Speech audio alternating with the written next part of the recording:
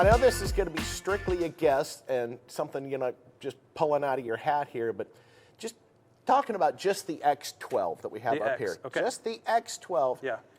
How many woofers do you think were sacrificed? Not series, but how many actual woofers have we sacrificed, do you estimate, just to make that woofer?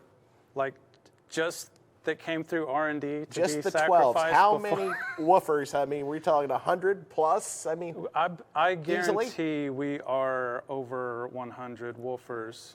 Yeah, for sure.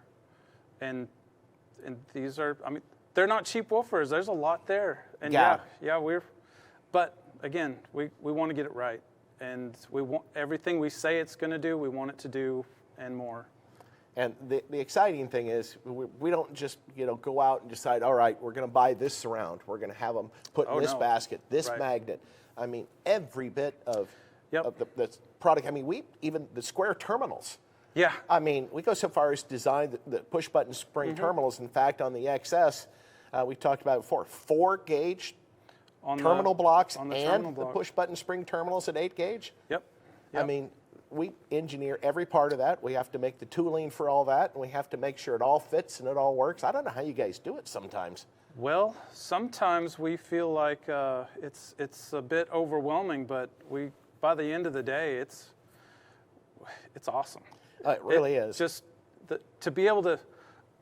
Okay, people, I've worked on this a long time. I'm really glad it's finally 6 here, years? and I get to do this. I get to touch it. It's awesome. You want to pick it up? No, I do. I know I don't want to pick it up. It's way too heavy. Yeah, I think we're 6 pounds on the 12? Yeah, 95, 96 on the 12. Yeah, that's a heavy woofer in anybody's.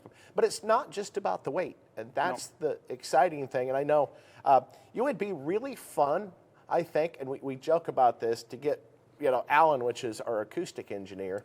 Yeah, Alan was the acoustic engineer on the X. Yep. Alan he's probably one of the smartest dumb guys you'll ever meet. Alan, if you're watching, I apologize, but he's so smart, he will give you an answer that you can't understand.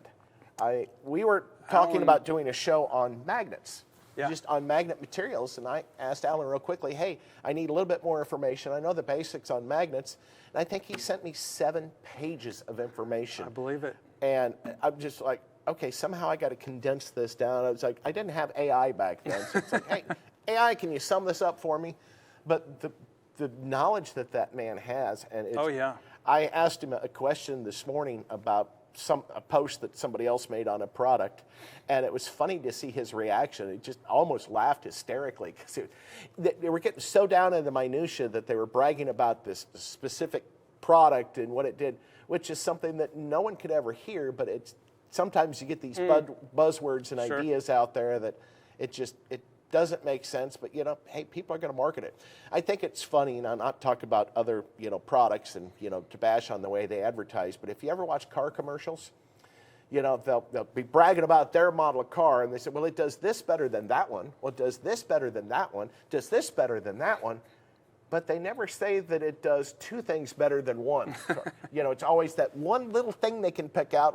Well, our paint is 4 microns thicker than theirs, so we're a much better product. But people see through that. When the products get out on the market, they know what's going on. And I love watching the reviews on these speakers because you're always nervous before they come out.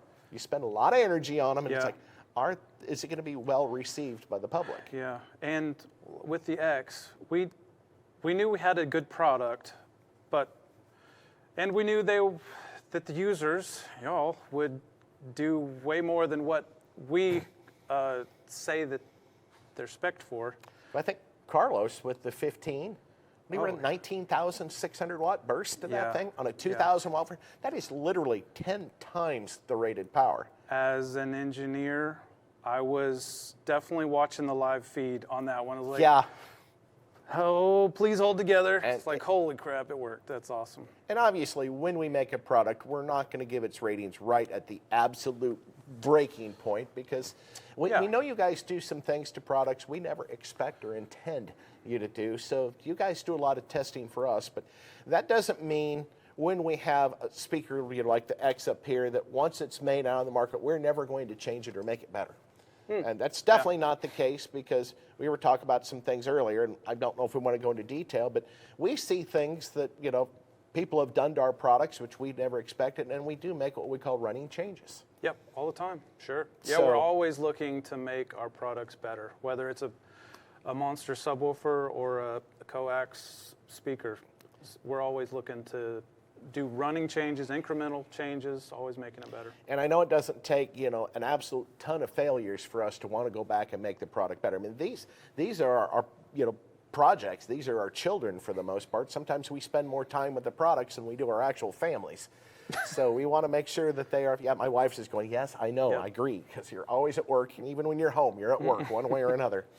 But we want to make sure that, you know, the products are as good as they can be, and we talk about amplifiers. We do running changes on parts. Well, sometimes with speakers, we do running changes, and we may never tell you, but we will make the product better if we see a certain number of failures, and we find a way to fix that Sure. without redesigning the entire product. And it's all about our dedication to you guys as the users. So very cool.